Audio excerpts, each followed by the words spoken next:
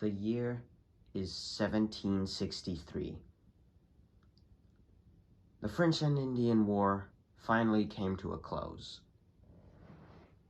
It was a brutal and bloody war.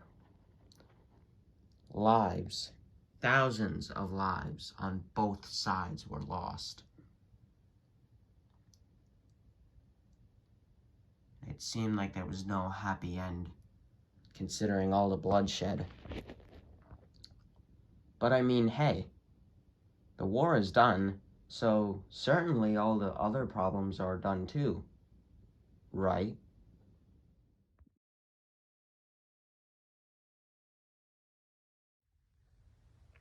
With the war finally over, peace could resume, and the first thing that happened was a special document. Following the Treaty of Paris, King George III signed the Proclamation of 1763. It was issued on October 7th and transferred French territory in North America to Great Britain. However, it also prohibited American colonists from settling in the west area of the said territory. Of course, with the territories in the west blocked off, there was a lot of outrage following it. They felt that their rights had been infringed and that King George didn't have the right to do this sort of thing. However, in the long run, this wasn't anything compared to the level of outrage that would follow.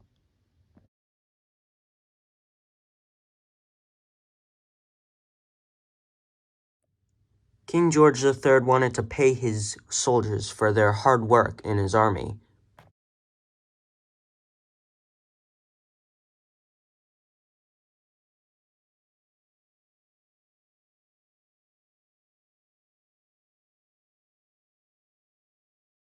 He could create an extra tax that the colonists would have to pay, and then he would have money to pay his soldiers. Some drafting later, and then we got the Sugar Act.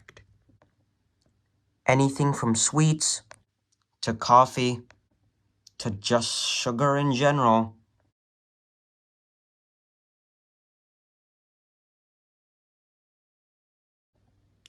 And it affected a lot of people.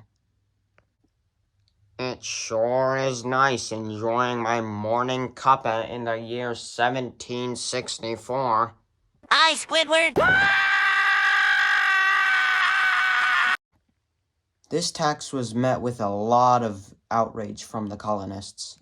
Meetings were held, and together, the colonists decided to protest.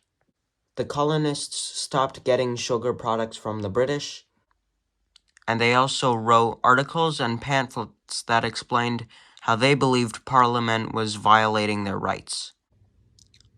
All of these letters, writings, articles, and other factors contributed to King George III realizing that the Sugar Act wasn't going to work out. It was finally repealed in 1776. And then almost immediately after, the Sugar Act's sister showed up. Wanting to keep the trend going of paying his soldiers for their efforts in the French and Indian War, King George III then made another tax. This was the Stamp Act. One important fact about the Stamp Act was that it was a direct tax imposed by the British government, and it did not get the approval of colonial lawmakers. What the Stamp Act was a required tax represented by a stamp on certain forms of paper products that the colonists had to pay. From important documents to playing cards to just general paper, almost any and all forms of paper products got hit with this tax. And you can probably imagine how the colonists felt about that. It sure is nice being a tax collector in the year 1766. Hi, Squidward!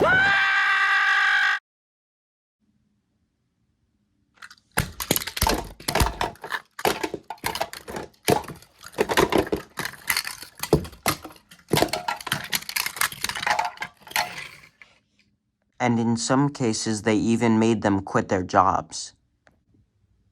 All this violence made King George realize that this tax was only going to go the same way that the previous one did.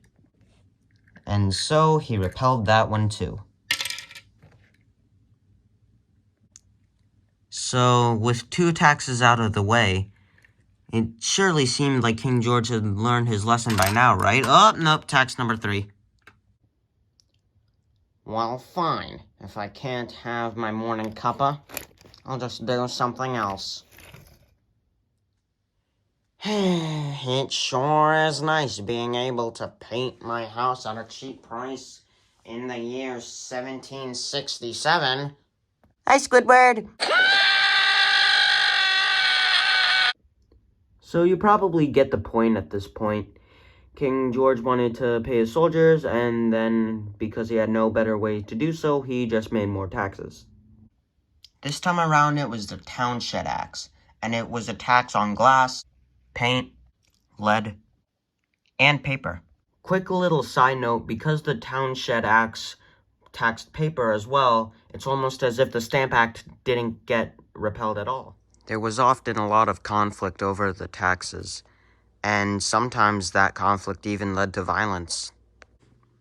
But hey, it's not like that violence got out of hand or anything. Right.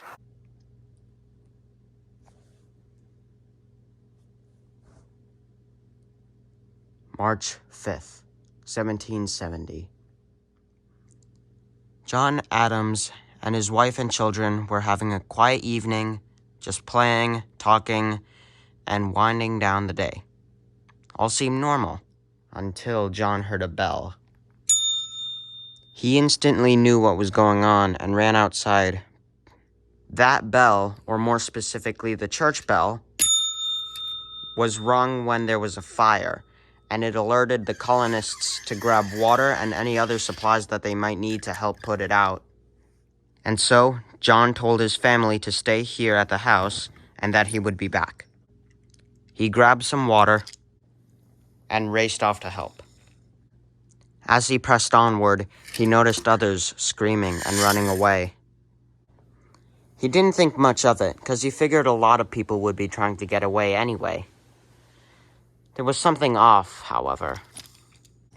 John couldn't see any smoke, and the screams he heard only grew louder and louder and louder. He turned a corner, and then what he saw